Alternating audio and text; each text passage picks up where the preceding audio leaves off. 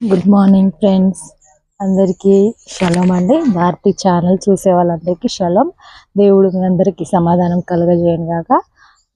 దేవుడు సజీవ లెక్కలు మనల్ని ఉంచాడు, భద్రపరిచాడు కాబట్టి ఆయనకి స్తుతులు, ఆయనకి ఘనత, ఆయనకి మహిమ చెల్లిద్దాము. సో ఫ్రెండ్స్, అందరూ అయితే క్షేమంగా ఉన్నారా? నేను కూడా క్షేమంగా ఉన్నాను కాబట్టి మీ ముందుకు వచ్చాను ఫ్రెండ్స్. మీ భారతి ఛానల్ చూస్తున్న వాళ్ళందరికీ చాలా ధన్యవాదాలు. దేవుడు దీవించునుగాక, ఆశీర్వదించునుగాక. మరి ఈరోజు మనం సజీవ లెక్కలో ఉన్నాం. సజీవ లెక్కలో లేని బిడ్డలు ఎంతోమంది ఉన్నారు. అయినప్పటికీ మన కుటుంబాలు మనమైతే సజీవ లెక్కలో ఉన్నాం ఫ్రెండ్స్. కాబట్టి ఆయనకే మహిమ చెల్లిద్దాము. సరే, వాగ్దానము చదువుకుందాం ఫ్రెండ్స్. వాగ్దానం చదివి వినిపిస్తాను. నా ఆత్మ మీ మధ్యన ఉన్నది కనుక భయపడకుడి. మళ్ళీ చదువుతున్నాం ఫ్రెండ్స్. నా ఆత్మ మీ మధ్యన ఉన్నది కనుక భయపడకుడి. మంచి వాగ్దానం అయితే చదువుకున్నాం ఫ్రెండ్స్.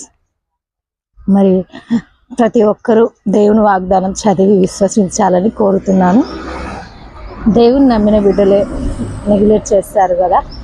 వాగ్దానం విషయంలో కానీ, ప్రేయర్ విషయంలో కానీ నెగ్లెక్ట్ చేసే వాళ్ళు ఉన్నారు. మరి వారు నెగ్లెక్ట్ చేయకుండా ఉండాలని ప్రతిరోజు మీ ముందుకు వచ్చి గుర్తు చేస్తున్నా ఫ్రెండ్స్. అంతే. ఓకే ఫ్రెండ్స్, ఈరోజు దేవుని వాగ్దానం అయితే చదివేసుకున్నాం కదా.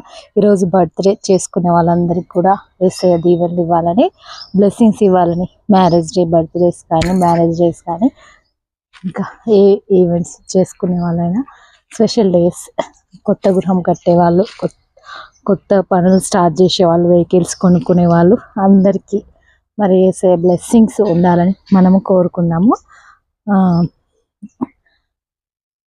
ఇంకా ఈరోజు జన్మించిన పిల్లలు ఉన్నారు కదా ఫ్రెండ్స్, యేసయ్య జన్మించే అవకాశం ఇచ్చాడు కదా.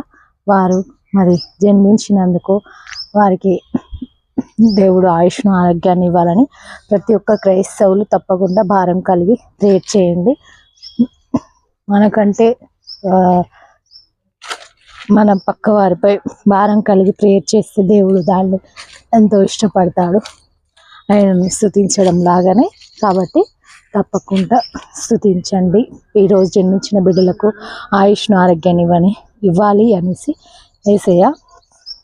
మరి ఈరోజు మరి మనం ఎంతోమంది చనిపోబోతున్నాం. ఎప్పుడు చనిపోతామో తెలియదు కదా ఫ్రెండ్స్. మరి జన్మించిన బిడ్డలు కూడా మరి ఆయన సేవలో కానీ, ఆయన పిలుపును బట్టి వాడబడాలి కదా. అందుకని